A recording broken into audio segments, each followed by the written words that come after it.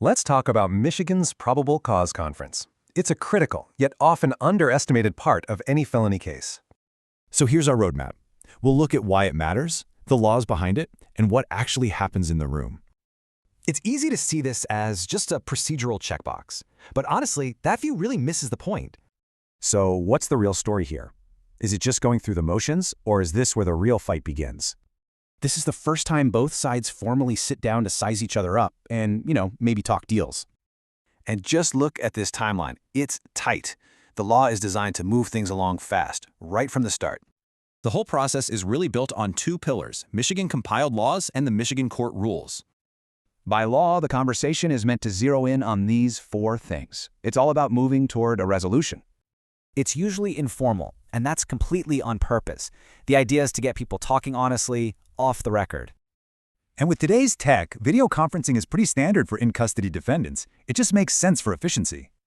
Now, even though it's informal, the judge is always on standby, so if a deal is made, it can be made official right then. This is where the rubber really meets the road. You're testing evidence, talking discovery, and seeing if a plea might stick. Ultimately, every PCC ends in one of these four ways: a plea, a waiver, a hearing scheduled, or a dismissal. But as you all know, there can be a huge gap between how this looks on paper and how it plays out county by county.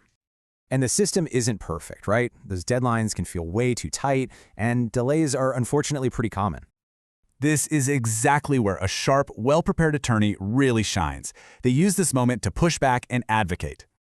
Because if you're not ready for this, you can miss huge opportunities. And for the client, the stakes are just incredibly high.